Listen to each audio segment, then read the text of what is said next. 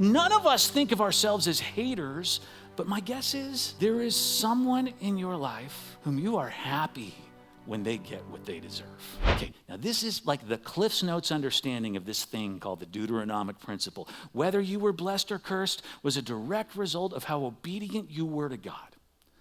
Well, the Pharisees in Jesus' time, they read Leviticus 19, love your neighbor, and they know from the principle that God is going to curse people who do not obey him. And so here's what they do. You're going to love this. They think, we're going to help God curse the disobedient. God's got a plan. Reward the obedient people, punish the disobedient. Here's what we do. Let's help God carry out the plan. When we see someone doing something wrong, let's punish them ourselves. Let's give people what they deserve. And here's what the Pharisees thought. Get this. We are to be instruments of God's curse to his enemies. And the best way that we can do that is through hate. Hate is helping God give people what they deserve. So the Pharisees take Leviticus 19, love your neighbor as yourself, and they quote it. They teach it to people. They explain to them how to follow the rules. Love your neighbor, but they add to it, and hate your enemies. Shun them, ignore them, persecute them. Help God give them what they deserve. All right, I think I've told this story around here before, but many years ago, I was going to get a pizza from this pizza place near my house. It's not there anymore. You'll see why in a second. And I was going to get the $10.99 carry-out special every time we went. That's what we got. And so I ordered it over the phone, and I went in to pick it up, and they charged me $12.50. And I said, wait a second, it's a $10.99 special. I get that there's tax, but that's another $1 at the most. It should be like 11 something. How do you get to $12.50? And you could see it on the guy's face. I caught him. And he said, my bad, I don't know what I was thinking. And then he charged me the correct price. And I went home and I thought, I wonder how many people he's run this on. It's only like 50 cents, but if you do this every 5 minutes, this could add up. And so this is pathetic of me, but I went through my credit card statements because this was our go-to pizza place, and we always order the $10.99 special. And I noticed that out of the 4 times we had ordered pizza there in the last year, he had overcharged us all 4 times, sometimes even higher amounts than what he charged me that time. And I had just never paid attention. And so I was ticked off. And what I did was I went online to Yelp, and I wrote a review explaining that this guy was scamming people. Stay away from this place. And I wish that I could tell you that it was just to warn other people not to be taken advantage of. But just being very honest, I thought, I want this guy to get what he deserves. I'm going to help him get what he deserves. Okay, that is a heart thing there. That's hate. At one point in the book of John, we see a woman who's caught in adultery. And the Pharisees drag her into the public square, and they get ready to stone her, like they're going to kill her. And they thought, because she's been disobedient, we are going to carry out God's wrath for him. We are his instruments of hate. She's an enemy. Let's give her what she deserves. And do you remember what Jesus says? He looks at them and he says, you who are without sin, cast the first stone. Think about what this means. You men who think that your job is to hate enemies and help God give people what they deserve, don't you realize that you are enemies too? That nobody is perfect? And so in Matthew 5, Jesus says, you have heard that it's been said, love your neighbor, hate your enemies. You've been taught that. But I'm telling you, love your enemies too. Pray for those who persecute you, that you may be children of your Father in heaven. And look at this next line. This is where he throws out that principle. Check this out. For God causes his sun to rise on the evil and the good. And he sends rain on the righteous and the unrighteous. Jesus says, people, the principle has broken down.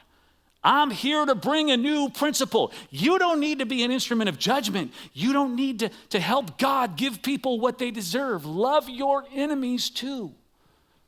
Now, why? Why does Jesus make this change? Well, listen to what it says in 1 John 3. This is out of the Message paraphrase.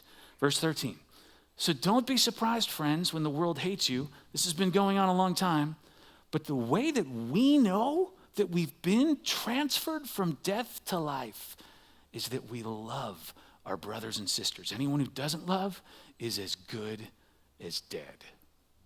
Hating the people who make your life miserable, trying to help God give them what they deserve, you might as well be dead. 1 John 4 goes on to say, we love because he first loved us. And then verse 21, the command we have from Christ is blunt. Loving God includes loving people. You've got to love both. So let's get practical. What does this mean? Well, my guess is that each one of us here can think of an enemy. And today when I say enemy, I mean a friend who's a rival, a coworker who you struggle with, a neighbor that annoys you. I mentioned before, an ex-husband, an ex-wife who has burned you time and time again, a teammate who you're in competition with, anyone who has wronged you, directly wronged you, and then still continues to be a part of your life every day or every week. And my guess is you would never use the word hate, because that word is like such a strong word. We're not like the Pharisees. We're not going around saying we should hate people. None of us think of ourselves as haters, but my guess is there is someone in your life whom you are happy when they get what they deserve. Remember, hate is giving people what they deserve. Whether it's deserve a cold shoulder, or deserve a snide remark, or deserve a little bit of gossip, or deserve an antagonistic attitude, or deserve us turning other people against them, or deserve a middle finger on the freeway.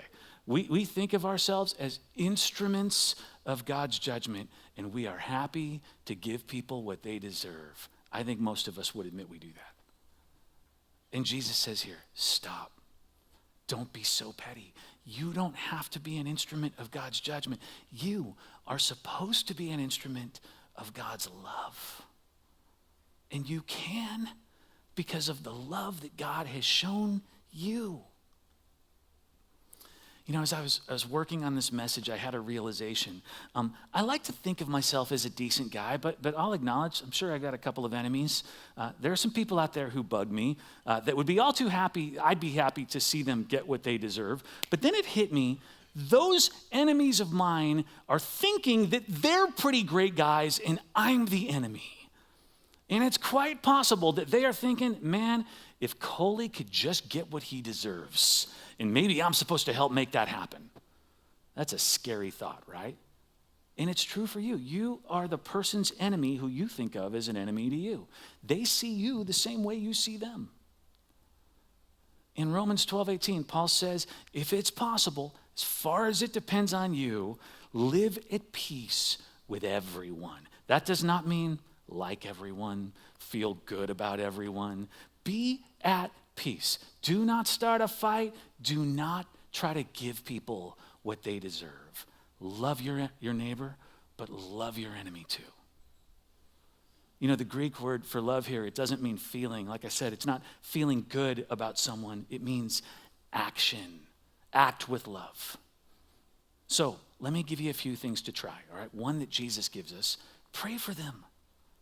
I think most of us, I don't think we even consider doing this, praying for someone who we're wanting to see get what they deserve. Genuinely pray that God would change their heart. Okay, another thing, find something in them to love.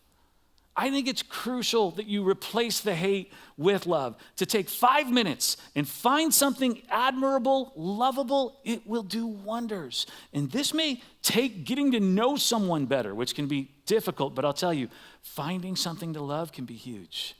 And let me just give you one more. Try to understand them.